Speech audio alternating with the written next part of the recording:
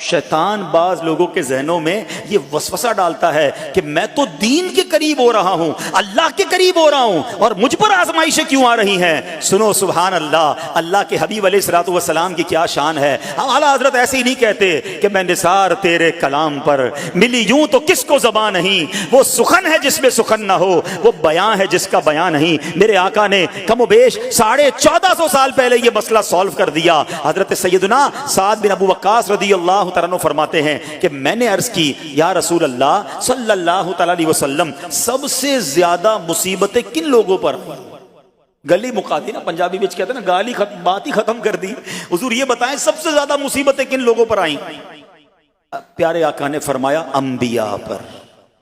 اللہ اکبر، اللہ کے سب سے قریب تو انبیاء ہیں نا، انبیاء پر، پھر ان لوگوں کے بعد جو لوگ بہتر ہیں، پھر ان کے بعد جو بہتر ہیں۔ سنو اب اگلا جملہ، بندے کو اپنی دینداری کے اعتبار سے مصیبت میں مبتلا کیا جاتا ہے۔ اگر وہ دین میں سخت ہوتا ہے اس کی آزمائش بھی سخت ہوتی ہے، اگر وہ دین میں کمزور ہوتا ہے تو اللہ عز و جل اس کی دینداری کے مطابق اسے آزماتا ہے۔ بندہ مصیبت میں مبتلا ہوتا رہتا ہے یہاں تک کہ اس کے دنیا میں ہی اس کے سارے گناہ بخش دیے جاتے ہیں۔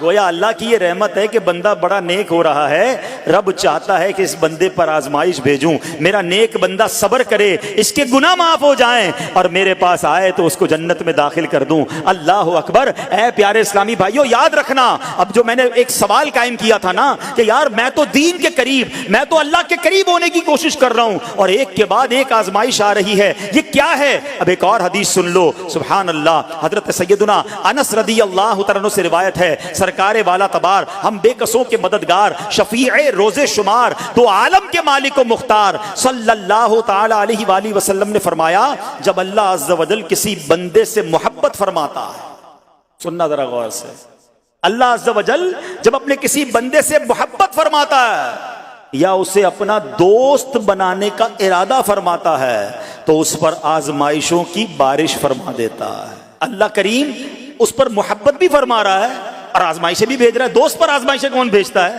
دوست کو تو راحتیں ڈالی جاتی ہیں۔ ہائے ہائے، اب یہی تو امتحان ہے، یہی تو چیک ہے۔ سنو، نبی پاک فرماتے ہیں جب اللہ اس پر آزمائش بھیجتا ہے نا، وہ بندہ اپنے رب کو پکارتا ہے، اے میرے رب عز و جل، تو اللہ فرماتا ہے میرے بندے تو جو کچھ مجھ سے مانگے گا میں تجھے عطا فرماؤں گا، تو جلد ہی تجھے دے دوں گا اور اسے تیری آخرت کے لیے ذخیرہ کر دوں گا۔ سبحان اللہ۔ یعنی اللہ والوں کو آزمایا جاتا ہے، ان کے درجات بلند کیے جاتے ہیں، ان کے گناہ معاف کیے جاتے ہیں۔ تو اے میرے پیارے اسلامی بھائیوں، کبھی بھی یہ ذہن میں خیال مت لانا کہ یار میں دین میں قریب آ رہا ہوں، میری آزمائشیں بڑھ رہی ہیں۔ سمجھ لو امتحان شروع ہو گیا ہے، ٹیسٹ شروع ہو گیا ہے، اب اس ٹیسٹ میں مجھے کامیاب ہونا ہے اور اللہ کے مزید قریب جانا ہے۔ زندگی میں جو گناہ ہو گئے ہیں یہ میرے گناہوں کا انشاءاللہ کفارہ بن جائے گا، میرے درجات کی بلندی کا سبب بن جائے گا۔ اللہ سے عرض کرنا، اے مولا میں تیری رضا پر راضی، میں تیرے فیصلوں پر راضی، اب تک جو دیا تھا تو نے دیا تھا، یہ سب کچھ تیرا ہے۔ اے رب جب تو واپس لے گا میں اس پر راضی۔ جب یہ ثابت قدمی نصیب ہو گئی پھر دیکھو غیب کے خزانوں سے